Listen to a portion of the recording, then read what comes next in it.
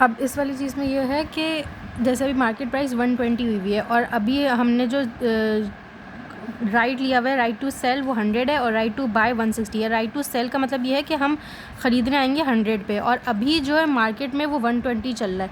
तो हम अभी अगर 100 पे ख़रीद लें,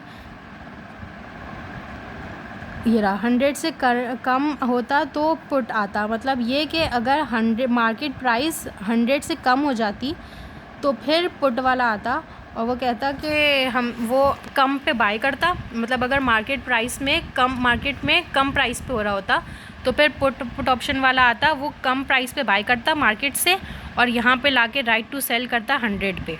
ठीक है, उसका प्रॉफिट हो जाता जितना भी उसका। जैसे फ़र्ज़ करो मार्केट प्राइस यहाँ पे मैंने अगर ये रहा पुट ऑप्शन वाला, अगर मार्केट प्राइस 80 हो गई, अब मार्केट प्राइस 80 हो गई तो उसने मार्केट में से परचेज़ किया 80 पे और यहाँ पे लाके सेल कर दिया। उसके पास राइट टू सेल था 100 पे, उसने लाके 100 पे सेल कर दिया तो उसके पास प्रॉफिट कितना हुआ $20 का। अब 20 का प्रॉफिट तो हुआ, लेकिन उसने जो प्रीमियम पे किया था $8 का, उसको माइनस करेंगे 20 में से तो 12 बचेगा। तो उसका जो नेट जो बना है वो 12 का बना है और ये लॉस हमारा होगा। मतलब जो सेल कर रहा है, जो ये चला रहा है उसका होगा और जो जिसने ख़रीदा है वो जो है बायर जो है वो उसका प्रॉफिट हो जाएगा। ये रहा वादा आएगा उस सेल एसेट। ये सारा पीओवी जो है ना वो उसका है जो ये call option put option sell कर रहा है। जो बायर है उसके पीओवी में प्रॉफिट होगा और जो सेलर है उसके पीओवी में लॉस होगा।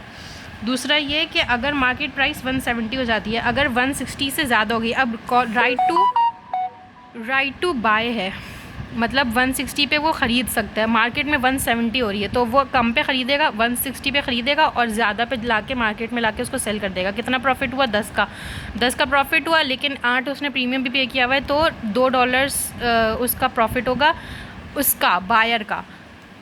जो सेलर है उसके लिए वो मार्केट से 170 पे ख़रीदेगा और इसको राइट टू बाय है तो वो उसको बेचेगा।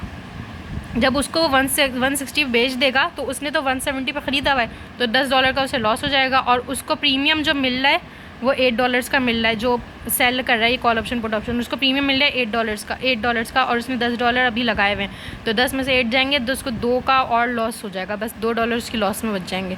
ऐसे ही अगर 120 हो जाएगी तो फिर ना कॉल ऑप्शन वालेगा ना पुट ऑप्शन वालेगा, क्योंकि 100 से कम होगा तो पुट वाला आएगा, अगर 160 से ज़्यादा होगा तो कॉल ऑप्शन वाला आएगा, वरना कुछ भी नहीं आएगा। वो जो $8 हैं वो हम ही रख लेंगे जो call option put option sell कर रहे हैं वो।